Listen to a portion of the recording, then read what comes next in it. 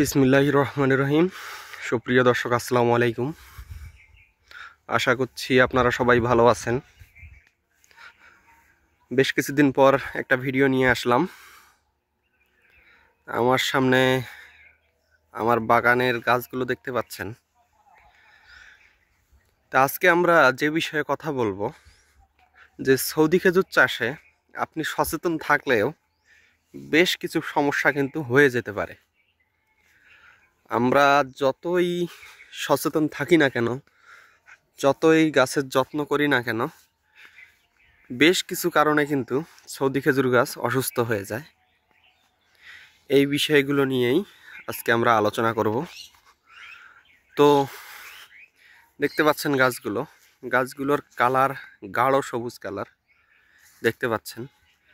দেখে বোঝা যাচ্ছে গাছগুলায় কিন্তু প্রচুর শক্তি রয়েছে।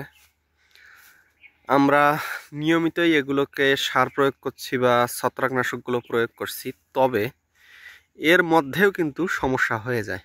যেমন এই যে দেখতে পাচ্ছেন এই গাছটায়, এই যে দেখুন পাতা পুড়ে গেছে, কিন্তু এদিকের পাতাগুলো কিন্তু সব ঠিক আছে, কিন্তু এখানের পাতাগুলো কিন্তু পুড়ে গেছে। অর্থাৎ এখানে কিন্তু এতটা যত্ন নেওয়া, ছত্রাকনাশক দেওয়ার পরেও কিন্তু হয়তো কয়েকদিনের ডিফারেন্স হয়ে গেছে ওষুধ দেওয়ায়, তার মধ্যে কিন্তু এই ছত্রাকের সমস্যা হয়ে গেছে এখানে অলরেডি। বা আমি যদি বড় গাছও দেখাই, এই গাছটি যদি দেখেন আপনারা, এই যে নিচের দিকে যে দেখছেন এগুলো পুরনো পাতা, এগুলো ছত্রাকের নয়। তবে উপরের দিকে দেখুন, এই পাতাগুলোর আগায় দেখুন, দেখুন এখানে কিন্তু আগাগুলোতে ছত্রাকের আক্রমণ হয়েছিল। দেখতে পাচ্ছেন কিছু পাতায় কিন্তু শুকনো শুকনো দাগ হয়ে গেছে, যে আগার দিকের অংশগুলোই দাগ। এই যে দেখুন, এগুলোতে কিন্তু ছত্রাক ধরেছিল। তবে মাশাআল্লাহ ভিতরের দিকের গুলোতে নতুন যে পাতাগুলো বের হচ্ছে সেগুলো কিন্তু এই সমস্যাটা নেই। অর্থাৎ এই সমস্যাটা কিন্তু ওভারকাম করেছে। এরপর আরেকটি বিষয় হলো যে শিকড় পচা রোগ। আপনারা জানেন শিকড় পচা রোগ কিন্তু খুব মারাত্মক একটা রোগ। শিকড় পচা রোগ ধরেছিল আমার এই গাছটিতে। এই গাছটির সেজন্য নিচের দিকের প্রচুর পাতা আমাকে কেটে দিতে হয়েছে। এখনও কিন্তু এই গাছটিতে হালকা ছত্রাকের ছটাও আছে, কিন্তু ওভারকাম করতেছে। বা আমরা যদি এর আগে আমি এই গাছটি আপনাদের দেখিয়েছিলাম, এর নিচের দিকের ডালগুলো এখনও কাঁচা, যার ফলে কিন্তু আমি এগুলো অপসারণ করিনি এখনও। তবে আমি এই পাতাগুলো কিন্তু অপসারণ করে দেব 2-1 মধ্যে। এটির অবস্থা কিন্তু খুবই খারাপ হয়ে গিয়েছিল গাছটির। তবে নতুন যে পাতাগুলো বের হচ্ছে, এটা আশার খবর দিচ্ছে যে গাছটা সুস্থ হওয়ার পথে। একটা গাছ কিন্তু অসুস্থ হয়ে গেলে দর্শক অনেক দিন সেটা ভোগান্তি থেকে যায়। হয়তো এটা ওভারকাম করতে অনেক সময় 4 মাস, 6 মাস, 1 বছরও পর্যন্ত সময় লেগে যায়।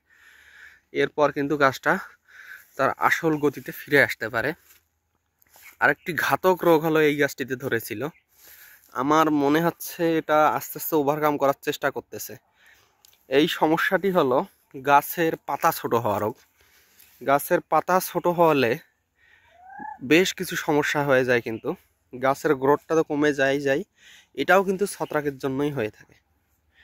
তো এই গাছটা দেখুন, এই গাছটাই কিন্তু এই পাতা ছোট হওয়া রোগ ধরেছিল। আমার মনে হচ্ছে এটা ওভারকাম করতেছে। এটার জন্য আমরা কপার অক্সিক্লোরাইড গ্রুপের ওষুধ স্প্রে করেছিলাম 7 দিন পর পর, 21 দিন, মানে 3 বার। দেখতে পাচ্ছেন এদিকে এই গাছটি লক্ষ্য করুন। এই গাছটা একটু সাদা দেখা যাচ্ছে, কিন্তু এটা আসলে ভালো শক্তি আছে গাছটায়। এর নিচের দিকে অফশুটগুলোতে কিন্তু ছত্রাক ধরেছিল, সেজন্য আমি অফশুটের পাতাগুলো অপসারণ করে দিয়েছি। এখানেও হালকা ধরেছিল, এর জন্য ছত্রাকনাশকগুলো আমরা ব্যবহার করতে পারি। আপনারা ছত্রাকনাশক হিসেবে ব্যবহার করতে পারেন কপার অক্সিক্লোরাইড, আপনারা ব্যবহার করতে পারেন Tilt, Amistar Top, Autostin, Ridomil Gold, এগুলো কিন্তু আপনারা ব্যবহার করতে পারেন। এই বিষয়ে আজকের এই ভিডিও ছিল, আপনাদের এটা জানানো যে আমরা যদি যত্ন রাখিও বাগান, এরপরেও কিন্তু বেশ কিছু গাছের সমস্যা হতে পারে। তাই আমাদের প্রচুর তৎপর থাকতে হবে। সৌদি খেজুর চাষ খুব একটা সহজ চাষ নয়, এতে প্রচুর ঝুঁকি আছে, প্রচুর পরিমাণে ঝুঁকি আছে, যার ফলে আমাদের উচিত এটা হুট করে না করে ভেবে চিন্তে এই ডিসিশনটা নেওয়া যে আমরা সৌদি খেজুর চাষ করতে পারবো কি না। আপনারা জানেন আমি কতটা যত্ন করি আমার গাছগুলোর, তবুও কিন্তু এখানে রোগ আটকানো সবসময় সম্ভব হয়ে ওঠে না।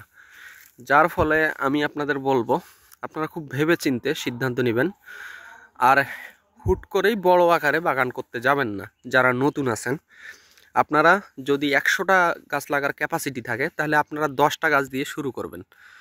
যখন 10টা গাছ দিয়ে শুরু করবেন, যখন দেখবেন আপনি 10টা গাছের সফল, 10টা গাছের পরিচর্যা আপনার দ্বারা হচ্ছে, 10টা গাছে আপনি যখন ফল পাবেন, তখন আপনি সেটাকে সম্প্রসারণ করার সুযোগ পেয়ে যাবেন।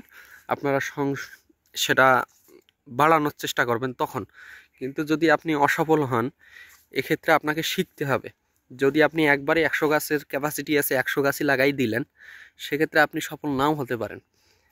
সেজন্য আপনারা চেষ্টা করবেন এটাকে বুঝে শুনে, এটা শিখে তারপরে এই কাজগুলো করার চেষ্টা করবেন। এতে করে আপনারা উপকৃত হবেন দর্শক। আশা করি আমি বিষয়টি আপনাদের বুঝাতে পেরেছি। আপনারা জানেন সৌদি খেজুর বিষয়ক সকল তথ্য আমরা এই চ্যানেলে দিয়ে থাকি, এবং সৌদি খেজুরের কোনো সমস্যা হলে সেটা আপনাদের জানাই। আমি এমন কোনো ইউটিউবার নই যাকে এখান থেকে প্রফিট আনতে হবে। আমি এটুকুই চেষ্টা করি আমার ভালো দিক খারাপ দিক সকল কিছুই আপনাদের সামনে উপস্থাপন করতে। কারণ যখন আমি আমার শুধু ভালো দিক উপস্থাপন করব, সেটা আপনাদের সাথে প্রতারণা হয়ে যাবে। তাই আমার কোনো সমস্যা হলে গাছের, আমার চাষে যদি সমস্যা হয়, সেটাও আমি আপনাদের সাথে শেয়ার করে দেই, যাতে করে আপনারা এই বিষয়টি সম্পর্কে ভালো আইডিয়া পান।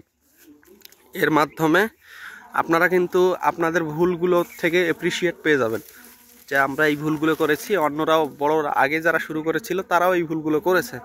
সেক্ষেত্রে আপনারা যদি এই বিষয়গুলো জানতে পারেন, এই ভুলগুলো আমাদের, তাহলে আপনারা এই ভুল থেকে কিন্তু শুধরে নিতে পারবেন আপনাদের ঝামেলাগুলো। সেক্ষেত্রে আপনারা উপকার পাবেন এখান থেকে।